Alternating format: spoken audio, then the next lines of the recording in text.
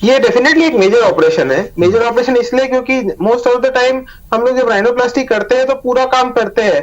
ये local anaesthesia में भी करा जाता है, जनरल एनेस्थीसिया में भी करा जाता है। जब लोकल एनेस्थीसिया में किया जाता है तब इसे माइनर सर्जरी बोलते हैं, लेकिन उसमें काम छोटा सा रहता है। जैसे सिर्फ हमको ये बेस इसको कम करना है तो ये हम लोकल एनेस्थीसिया वहीं पे इंजेक्शन देके कर सकते हैं। सिर्फ हमको ये टिप कम करना है तो भी हम कर सकते हैं। लेकिन अगर पूरी नाक का अपीयरेंस चेंज करना है या पूरी नाक की डिफॉर्मिटी को ठीक करना है तो ये मेजर सर्जरी में गिनी जाती है, क्योंकि ये पूरा बेहोश करके पेशेंट को एडमिट करके किया जाता है। लेकिन डिस्चार्ज अगले दिन हो जाता है। ये डे केयर सर्जरी बोलते हैं इसको, कि पेशेंट भर्ती हुआ, ऑपरेशन हुआ, अगले दिन पेशेंट की छुट्टी हो जाती है। दूसरा जो सवाल आपने किया कि मतलब इसका रिकवरी टाइम, तो जैसे कि मैंने बताया कि थोड़े दिन तक नाक का एक छोटा स्ट्रक्चर है, क्लोज एरिया है करके सूजन रहती है। 6 to 7 डेज तक वहां पे सूजन रहती है नाक में। पूरी सूजन जाते जाते 3 to 4 वीक्स मतलब 3 से 4 हफ्ते लगते हैं। और जो एक्चुअल रिजल्ट आता है, कंप्लीट रिकवरी जो आपको मिलती है, वो 1 to 2 मंथ में मिल जाती है।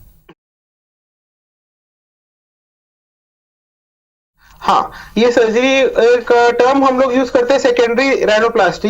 कई बार हमारे पास हम लोग बहुत सारे ऐसे केस करते हैं कि कई बार सिर्फ सेप्टम को लेके या वो लेके आते हैं, मरीज आते हैं वो सिर्फ सेप्टम को लेके आते हैं कि हमारा कहीं पे ऑपरेट हुआ, हमारी सिर्फ नाक टेढ़ी थी, हमने नाक सीधी कराने की सलाह दी तो कराई, लेकिन हमारी नाक का अपीयरेंस चेंज हो गया है। तो उन केसेस में हम लोग सेकेंडरी राइनोप्लास्टी करते हैं, जो वापस से बुला के उनको राइनोप्लास्टी करी जाती है।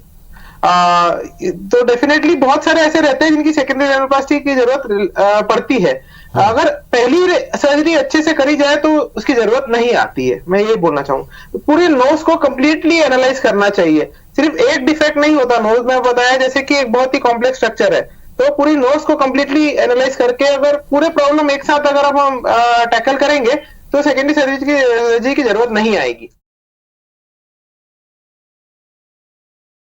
होता है मोस्टली देखिए, नाक का और ठीक है, कुछ टेम्परेरी इलाज होते हैं। जैसे कि अगर सिर्फ नाक का हमको ऊपर से साइज बढ़ाना है तो फिलर्स या आर्टिफिशियल फिलर्स वगैरह आते हैं जिनको इंजेक्ट करके नाक का आकार थोड़ा चेंज किया जा सकता है, लेकिन ये सब टेम्परेरी है और ये सबसे रिजल्ट भी नहीं मिलता। 6 महीने 8 महीने बाद ये वापस नाक वैसी हो जाएगी, वो शरीर उसको सोख लेगा जो फ्लूइड हम लोग डालते हैं।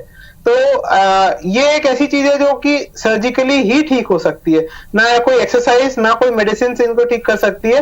एक्सेप्ट अगर आपको कुछ वजह से ऑब्स्ट्रक्शन हो रहा है या नाक में सूजन है, अंदर की जो मेम्ब्रेन है या म्यूकोसा है वो सूज गई है, तो वो सूजन को हम दवाइयों के थ्रू ठीक कर सकते हैं।